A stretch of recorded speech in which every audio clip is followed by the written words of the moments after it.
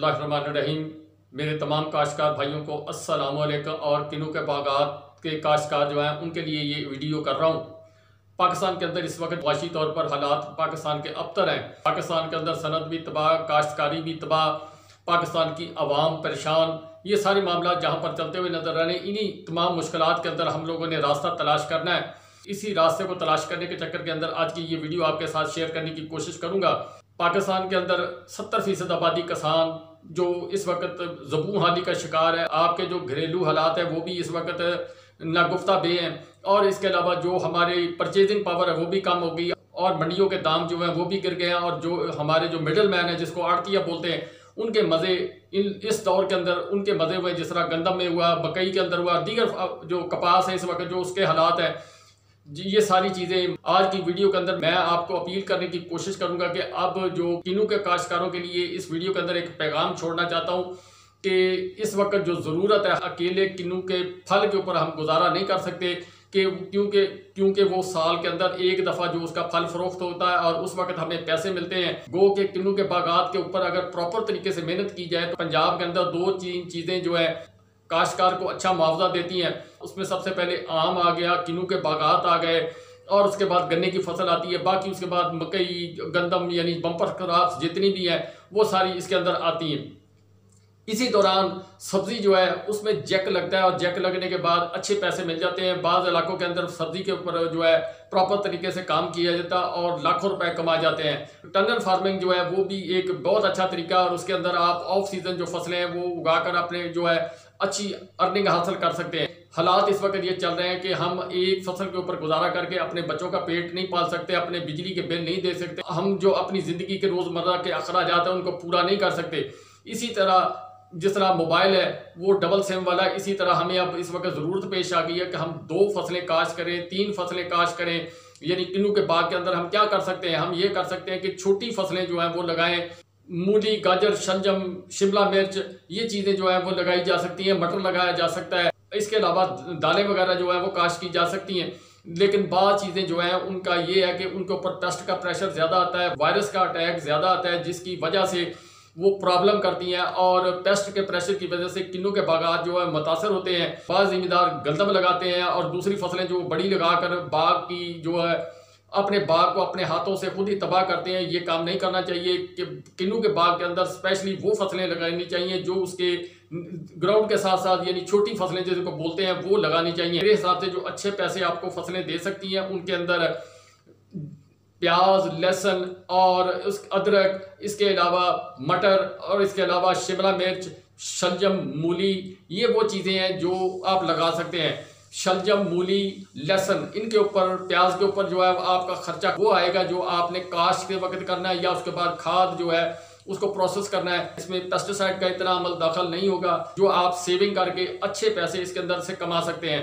मूली शलजम के लिए आपने बीज डालना है, खाद डालनी है, आपका काम खत्म हो गया। फिर उसके बाद आपने मंडी की तरफ उसकी तरसील जो है वो शुरू कर देनी है। और प्याज है उसके ऊपर थोड़ी सी मेहनत करनी पड़ती है लेकिन प्याज भी आपको पैसे दे जाएगा। लहसुन एक ऐसी चीज़ है जो अल्लाह ताला की तरफ से, आप अगर इसकी जो बनावट है उसको देखें तो एक पोथी के अंदर 5-6 दाने लगे होते हैं जिसको स्टिप्स बोलते हैं। और स्टिप्स जो है वो उनको जब आप काश्त करना है उस वक्त उसको अलहदा करना है। फिर उसके साथ साथ जो निज़ाम कुदरत है कि एक दाने के ऊपर अल्लाह ताला कई दाने लगाता है। लहसुन एक ऐसी फसल है जिसको पेस्ट का प्रेशर कम आता है, इसमें थोड़ा बहुत प्रॉब्लम आता है, उसको आप कवर कर सकते हैं। पत्ते का जलसाव आता है और दीगर थोड़ी बहुत जड़ी बूटियाँ जो है इनके मतलब जो आपको एहतियाती तदाबीर जो है वो अख्तियार करना पड़ेगी।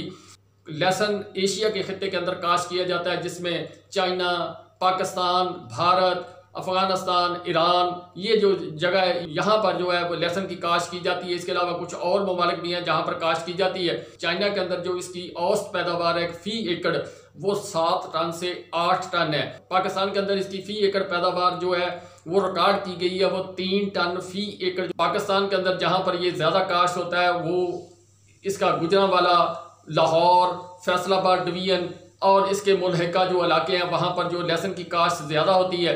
इसके अंदर मुख्तलिफ इसकी अकसाम है, कोई सुर्ख है, कोई सफ़ेद है। इस बात से कता नज़र के कौन सा लहसुन आपने लगाना है जो आपको अवेलेबल हो, अच्छी सेहतमंद पोथी आपको अवेलेबल हो, वो आप बीज जो है वो ख़रीदें। बीज जो 1 एकड़ के अंदर जो खुले खेत के अंदर डलता है वो 160 किलोग्राम फी एकड़ डलता है। बाग के अंदर इसको लगाएंगे तो तकरीबन इसका जो हाफ आ जाएगा। हाफ जो लहसुन का बीज है वो आपको चाहिए। एक पौधे और दूसरे पौधे के दरमियान जो फासला है उसके अंदर आपने इसको जो है काश्त करना है, और काश्त करते वक्त इसकी जो हिसाब किताब है वो इस तरीके से रखना है कि लाइन टू लाइन 20 सेंटीमीटर इसका फासला होना चाहिए, और जो है पोथी टू पोथी यानी जो स्टेप लगानी है आपने उस एक स्टेप का दूसरी स्टेप से 10 सेंटीमीटर का फासला होना चाहिए। लहसुन की काश्त के वक्त 2-4 चीजें जो मैं आपको बता देता हूँ कि आपने क्या करना। जमीन की तैयारी के वक्त आपने इसके अंदर गोबर खाद डालनी, 20 से 25 टन फी एकड़ आपने गोबर खाद डालनी, और गोबर खाद खुश्क डालें जिस तरह मैंने उसके ऊपर मुकम्मल एक वीडियो की हुई है। और ये इसका फायदा आपके किन्नू को बाग को भी होगा। अगर आपने गोबर खाद पहले इस्तेमाल नहीं की हुई किन्नू के बाग के अंदर, इसकी काश्त का वक्त जो है उसके वक्त आपने डाल लिया तो आपके किन्नू के खेत के अंदर जो है गोबर खाद की मिकदार वो भी पूरी हो जाएगी। लहसुन की फसल जो है वो भी आपकी जो है वो पनप जाएगी। इससे ज़मीन नरम होगी, मैरा होगी, पोथी का साइज अच्छा होगा। अब आते हैं कीमियाई खाद जो है उसकी तरफ आते हैं। कीमियाई खाद के अंदर इसके अंदर डीएपी और यूरिया और पोटाश इसका इस्तेमाल होना है। डीएपी आप 2 बोरी इस्तेमाल कर लें, 1 बोरी इस्तेमाल कर लें, वो आपकी मर्जी है। मैं उसके ऊपर कोई कमेंट नहीं करूंगा। जो आपकी जेब इजाजत दे उस हिसाब से आप इसके अंदर जो है फास्फोरसी खाद जो है वो उसका इस्तेमाल करें। नाइट्रोजनी खाद किन्नू के बागात के लोग जो है वो कम इस्तेमाल करें कि उस वक्त आपका फल लगा होता है, जिस वक्त आपने इसको काश्त करना है उस वक्त जो नाइट्रोजनी खाद है वो आप सितंबर अगस्त के अंदर भी उसको इस्तेमाल कर देते हैं। फिर उसके बाद जब ये करेंगे तो मजीद जो है किन्नू के फल का जो है गिरने का अंदेशा वो ज्यादा बढ़ेगा और किन्नू के फल को नुकसान होगा। इसलिए बेहतर है कि आप डीएपी और पोटाश उसका इस्तेमाल ज्यादा करें। अगर 2 बोरियां डीएपी डाली हैं तो 1 बोरी पोटाश की डालें। अगर आप 1 बोरी डीएपी की डालें यानी फास्फोरसी खाद की डालेंगे तो 2 बोरी पोटाश की आप डालें। पोटाश जब आपने इसको काश्त करना उस वक्त जमीन के अंदर आपने डाल देनी है। फिर उसके बाद आपने जब इसको जो पानी देना है, फिर उसके बाद जब लहसुन की फसल दरमियान के अंदर चली जाए फिर उस वक्त एक दफा पोटाश जो है फिर दोबारा इस्तेमाल। पोटाश जितनी आप ज्यादा इस्तेमाल करेंगे इसमें आप लिक्विड इस्तेमाल कर सकते हैं, दूसरी जो है पाउडर शेप के अंदर है वो इस्तेमाल कर सकते हैं, दानेदार इस्तेमाल कर सकते हैं। लेकिन जो 25 केजी वाली है मैं उसको प्रेफरेंस इसलिए देता हूं कि उसके अंदर सल्फर भी होती है, जिसकी वजह से वो जो डीएपी है वो भी प्रॉपर तरीके से काम करेगी। जिस तरह मैंने आपको पहले बताया कि 100 किलो आप डीएपी डालेंगे तो 17 किलो जो है आपकी फसल को लगेगी, बाकी जमीन के अंदर डंप पड़ी रहेगी जो आहिस्ता आहिस्ता स्लो रिलीज होगी। इसी तरह जब आप पोटाश डालेंगे उसके अंदर सल्फर होगी तो वो उसका कुछ हिस्सा जो है फास्फोरसी खाद का वो मजीद आपकी फसल को लगेगा, आपके किन्नू के बाग को भी लगेगा और लहसुन को भी लगेगा। पोटाश की वजह से आपकी फसल जो है वो खुशनुमा होगी, वजनदार होगी लहसुन की। इसके साथ साथ जो किन्नू का फल है उसका छिलका खुशनुमा होगा, फल जो है वो जायकादार होगा, जूसी होगा और आपको मंडी के अंदर रेट अच्छा मिलेगा। ये सारे काम आपने करने हैं। और इसके अलावा पानी जो है वो 15 दिन के बाद तकरीबन जो जिस तरह रूटीन आप समझे पानी 3 या 4 पानी इसको लगेंगे। जो जमीन की हैयत को नोट करते हुए आपाशी का जो शेड्यूल है वो आप तय कर सकते हैं। ये सारी चीजें आपने मद्देनजर रखनी है। और लहसुन की फसल जो है उसको आपने काश्त करना है। लहसुन की फसल काश्त करने से आपका जो बहुत सारा वजन जो है खर्चे का वो आपका निकलेगा। जो फल आप किन्नू का बेचेंगे वो जो है पैसे आपकी जो है वो सेविंग के अंदर भी जाएंगे। उसमें से आपको बहुत सारे पैसे जो हैं वो अपनी ज़रूरियात ज़िंदगी के ऊपर जो है खर्च करने के लिए वो लहसुन की फसल जो है वो पूरा कर देगी। या आप शलजम लगाते हैं या मूली लगाते हैं या शिमला मिर्च लगाते हैं, मटर लगाते हैं। मटर के प्रॉब्लम है कि तोड़ाई के लिए आदमी चाहिए और शिमला मिर्च के अंदर भी लेबर का जो है खपत वो ज़्यादा है।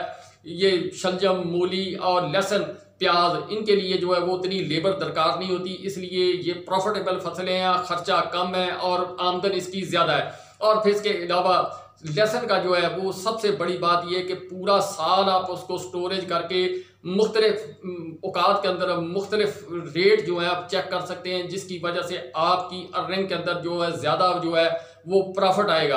अक्सर जो जिम्मेदार है वो लहसुन काश्त करते हैं और उसके बाद एकदम मंडी की तरफ रश करते हैं, ये काम गलत है। बाज़ जिम्मेदार जो है वो शिकायत करते हुए नजर आते हैं कि हमने लहसुन लगाया, हमें नुकसान हो गया।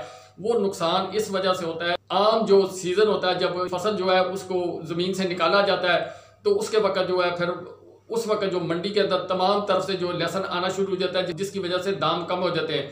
उस वक्त आपको थोड़ा सा सब्र और तहम्मुल के साथ चलना पड़ेगा। सब्र और तहम्मुल के साथ चलने के साथ साथ आप उसको लाएं, स्टोर करें। स्टोर करने के बाद उसको जो है आहिस्ता आहिस्ता जो है वो पूरा साल फरोख्त करें। आप मंडी के अंदर उसको जो है रोज़ाना जो है वो कम से कम 2 थैले 3 थैले या 1 थैला, जिस तरीके से आप इजीली उसको जो हैंडल करके ले जा सकते हैं, मोटरसाइकिल पे ले जाएं, कोई साइकिल पे ले जाएं, या जिस तरीके से भी आप अच्छा समझते हैं उसको ले जाएं।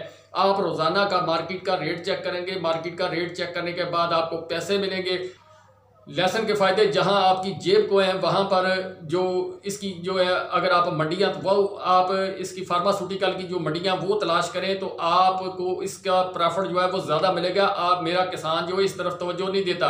ये मुख्तलिफ फार्मास्यूटिकल की अद्वियात जो है उसके अंदर इस्तेमाल होती हैं। जिस तरह अंतड़ियों की सोजिश है उसके लिए इस्तेमाल होती है। इसके अलावा सांप के कांटे का इलाज वो भी इसी से होता है। इसके अलावा कैंसर का इलाज, इसके अलावा पेट के कैंसर का इलाज वो भी लहसुन से होता है। और नज़ला, जुकाम, बुखार, इसका इलाज जो है वो लहसुन की फसल के जरिए हो सकता है।